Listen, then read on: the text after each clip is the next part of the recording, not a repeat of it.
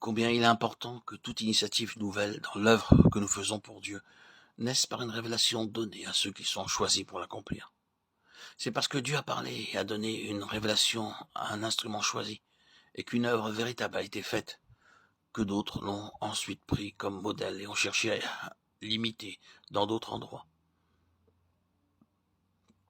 Il en est résulté, et il en résultera toujours, qu'ils seront appelés à en prendre la responsabilité, à trouver les ressources, les ouvriers, les fonds et le soutien général. Cela les amènera encore à beaucoup de méthodes tristes et à des mesures douloureuses, sinon mauvaises et mondaines, et ils finiront par se trouver dans une position fausse. La conception, et non pas l'imitation, telle est la loi divine de la reproduction. L'onction, et non pas le choix humain, telle est la loi divine de la succession. Le fait est que l'œuvre de Dieu est devenue une sphère dans laquelle beaucoup d'éléments naturels trouvent une expression et une gratification. Il faut que l'homme fasse quelque chose, voit quelque chose et quelque chose. L'ambition, l'acquisition, l'action ont trouvé leur voie dans l'entreprise chrétienne. Et c'est ainsi que, trop souvent, soyons tout à fait francs, l'œuvre devient notre œuvre, notre mission, notre champ, notre clientèle. Et les jalousies, les rivalités, l'amertume et beaucoup d'autres traits de la chair abondent. C'est une chose très difficile, crucifixion en vérité pour l'homme naturel que de ne rien faire, de n'avoir rien, et spécialement de ne savoir rien. Mais à l'égard de ces instruments dont il s'est servi le plus, Dieu a fait de tout cela la part très réelle de leur éducation et de leur préparation. Le dépouillement complet de toute ressource personnelle, c'est le seul chemin par lequel toutes choses seront de Dieu. Hébreux 2:10. C'est la base sur laquelle Christ lui-même a préféré vivre. Nous nous souvenons aussi de Moïse, je ne puis pas, Exode 4:10, de Jérémie, je suis un enfant, de Paul, afin de ne pas placer notre confiance en nous-mêmes, de Corinthiens 1:10. Ils étaient sortis d'une école dans laquelle leur avait été enseigné de manière expérimentale cette grande leçon de la différence qui existe entre ce qui est naturel et ce qui est spirituel.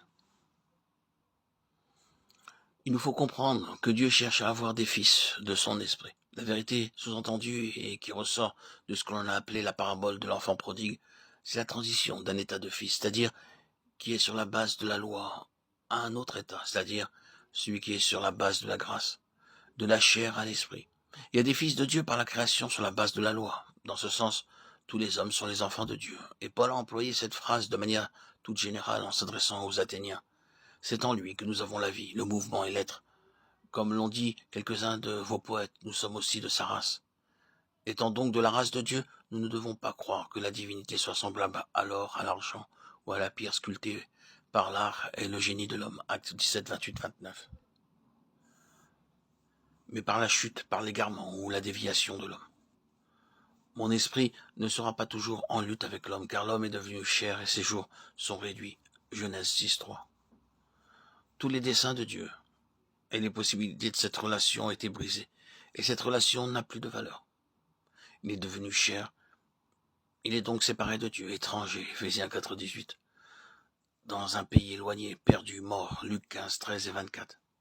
C'est ici que paraît la grâce et l'esprit par la grâce. L'esprit commence son action dans ce domaine de la mort et de l'éloignement. Il convainc de pécher contre le ciel, Luc 15, 21. La seule conviction suffisante. Il fait aboutir la fin des œuvres de la chair dans le désespoir et la destruction. Il contraint, il prouve, il produit la repentance et la confession et amène enfin à la place du pardon et du repos, de la mort à la vie, mais non pas à la vie de jadis. Ce qui est né de l'esprit est esprit. Jean 3, 6.